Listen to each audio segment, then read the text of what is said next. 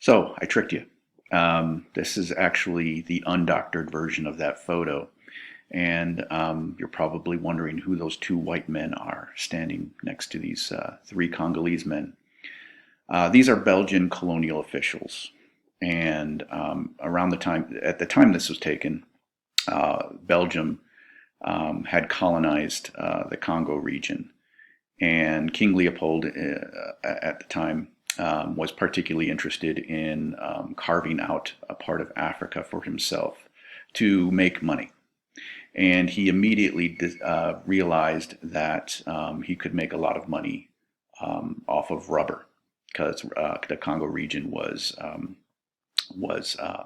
had a vast supply of rubber trees. And this was around the time of the Industrial Revolution, so there was a great demand for rubber.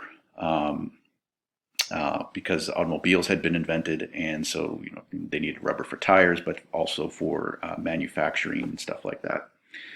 And so there was a great demand, and so he made a lot of money off of the rubber trade in the Congo.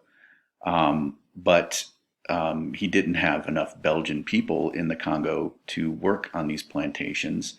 So what he did essentially was, through these colonial officials, force the local Congolese people to work on these rubber plantations to extract rubber, and most of these Congolese people did not want to work for the Belgians because there was no reason or need to work for the Belgians. So what the Belgians did was force them to work on these plantations, and they enforced quotas that they had to meet. And if they didn't meet these quotas, the punishment would be, in some cases, to chop off hands and feet, not of the workers, but of their family members. And that included kids as well, as you will see in this photo here, which was taken by the same photographer. So this French photographer went into the Congo region and heard about the atrocities being committed and decided to document them through these photos. Um, and um, and once they reached the Western world, there was an outcry, and eventually King Leopold and the Belgians were forced to stop this particular practice. But it had already been going on for at least 15 years. So this is the kind of history um, that a lot of people don't know about. And so if you answered in your first response that they were cannibals, or it was a form of punishment, or that they were trophies or souvenirs from warfare, that's not an atypical response. But it is the stereotypical response in some cases. That's not to say that there weren't cannibals in Africa at the time. There were. Most of them practiced ritual cannibalism. They didn't eat each other for nutritious reasons, for nutritional reasons, I should say. But they did practice what American soldiers have done in the past in Vietnam.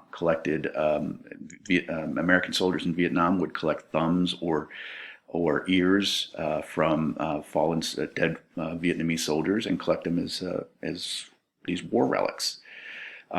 So this is not unheard of in outside of Africa, but and there were forms of punishment that could be severe.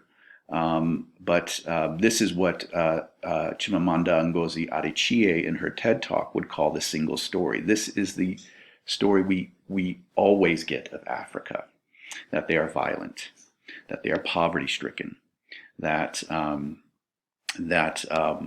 they are in need of a lot of aid.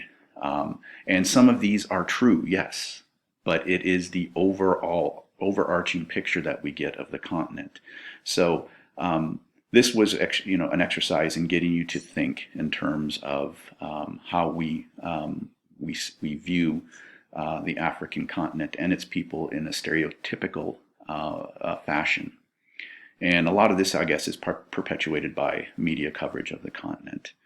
And this is going to be addressed, as I've said, in the Chinua Achebe essay about Conrad's novella Heart of Darkness, and Chimamanda Ngozi Adichie's TED Talk about the single story of Africa and of other ethnicities, excuse me.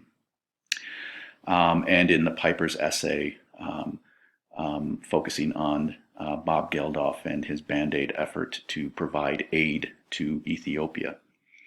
What I would like you to do is, in the box below, just offer your amended response to these particular photos, and just give me some of your thoughts about what you've learned or comprehended about these particular photos. I'll give you a few minutes to do that.